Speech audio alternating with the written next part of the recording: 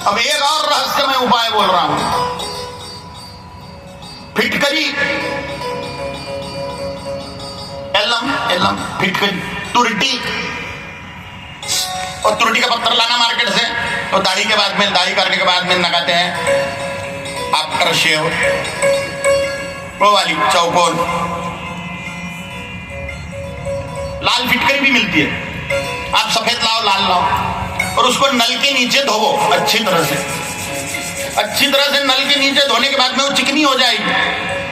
अगर स्किन को लगाए तो फिर वो छीलेगी नहीं। नहाने के बाद में स्नान अच्छी तरह से चकाचक कर लो।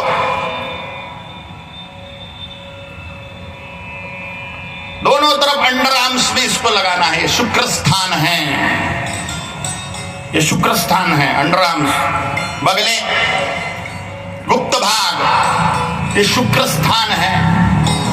अगर फिटकरी वहां पर लगाते हैं तो दो चीजें घटित होंगी।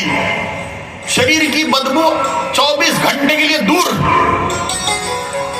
और फिटकरी निगेटिविटी को खत्म करने वाली वस्तु है। अगर फिटकरी पानी में मिला के पोछा करते हैं घर का तो निगेटिविटी खत्म होती है। फिटकरी का टुकड़ा सर के नीचे लेके सोते हैं तकिए के नीचे तो बुरे स्वप्न आना बंद हो जाता है। करके देखो, सस्ते उपाय हैं। नहाने के बाद में अंडर आर्म्स में, गुप्त भाग में, बगलों में फिटकरी लगाना 10-20 सेकंड, 30 सेकंड, शरीर से बदबू दूर हो जाएगी, निगेटिविटी दूर हो जाएगी। और फिर पोंछना नहीं, बाकी बॉडी पोंछ लो, अंडर आर्म्स पोंछने का नहीं, सूखने देना। और इत्र लगाना कपड़ों पे या फाहों में, कान में, यहाँ पे रखना। हम इत्र हमारे इर्द गिर्द मंडराता रहे, हमारे खपड़िया के शरीर के आजू बाजू, तो हमारे पास में शुक्र बल, शनि भगवान का बल बढ़ जाएगा, कृपा बढ़ जाएगी, महालक्ष्मी की कृपा होगी, संपत्ति बढ़ने लगेगी। दूसरा उपाय, दो उपाय बोले मैंने, एक इत्र का उपाय बोला, एक फिटकरी का उपाय बोला। तीसरा उपाय,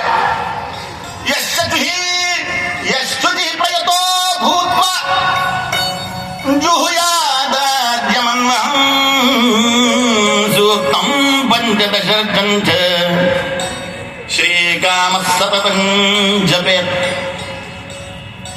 यस्तुति प्रयतो भूत्वा जुहुयादाद्यमन्वहं सूक्तं पंचदशं च श्रीकामः सततं जपेत्।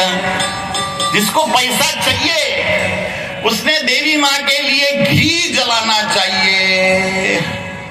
जुहुयादाज्य मन्वहम, जुहुयादाज्य, आज्य का होम करे, आज्य माने घी, उसका होम करें।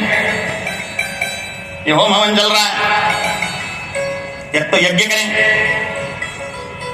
घर के आजू बाजू में अच्छे पुरोहित है उनको बुला के यज्ञ करें। पूर्णिमा, अमावस्या, 2-3 महीने में एक बार, 6 महीने में एक बार, कम से कम साल में एक बार,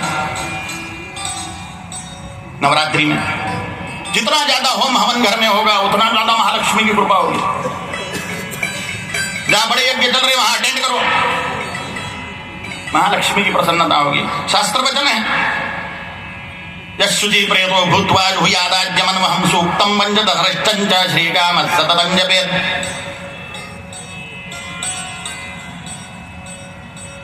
एक तो घी पे आग लगाओ, या आग पे घी डालो।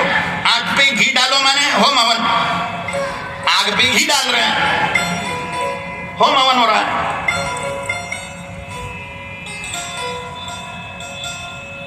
या तो फिर घी पे आग लगाओ माने दीपक जलाओ। दीपक जलाना क्या है, घी पे आग लगा दिया बंद। दोनों भी पद्धति से जितना घी जलेगा देवी माँ के लिए, देवी के प्रीत्यर्थ, कुल देवी के लिए, महालक्ष्मी के लिए, उतनी संपत्ति बढ़ेगी। बाबा जी खाने के लिए घी नहीं है, आप जलाने की बात कर रहे हो। जलाया नहीं कभी, इसलिए खाने के वांदे हो रहे हैं।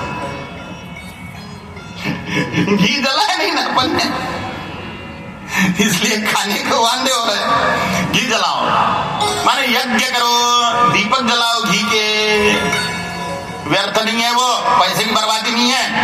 सिगरेट फूकने वाले जो जला रहे हैं वो पैसों की बर्बादी है, दारू पीने वाले जो पी रहे हैं वो पैसों की बर्बादी है। इस शिव पर दूध का अभिषेक करना या घी के दीपक जलाना ये पैसों की बर्बादी नहीं है।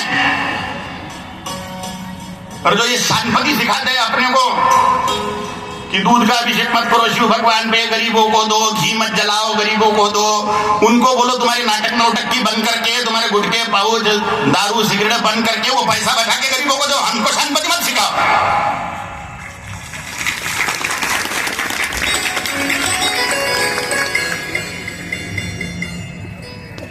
एक व्यक्ति आया मेरे पास में, रो रो के मेरे को कविता सुनाए, किसानों पर रो रो के कविता सुनाए, किसानों की कैसी दुर्दशा है, किसान कैसे आत्महत्या करते हैं, वाह वाह वाह वाह। रो रो के कविता सुनाई मेरे को उसने बनाई हुई खुद की। तो मैंने ऐसा मुंह करके सुन ली शांत। बोले आपको कुछ नहीं लगा? मैंने कहा लगा ना, लगा, बहुत बुरा लगा। बोले क्या बुरा लगा आपको? मैंने कहा एक तो कविता का अर्थ मेरे को बुरा लगा क्योंकि मेरे को दुख हुआ वो किसानों की कंडीशन देख के। बोले हाँ यही तो चाहता था मैं। मैंने कहा मुझे और दूसरी भी चीज बुरी लगी। बोले क्या? मैंने कहा गुटखा कितने रुपए महीने का खाते हो आप? बोले ये कोई सवाल है? मैंने कहा ऐसे ही। तुम्हें काली माँ की कसम सच बोलो काली माँ से सभी डरे। ऐसा कसमें वसमें डालना नहीं चाहिए, लेकिन मैंने कॉमेडी में डाल दी उसको कसम। वो सच बोले करके बोले 1000 रुपये महीने का गुटखा खाता हूं। उस समय की बात है 15-1 साल पहले की, 1000 रुपये महीने का। मैंने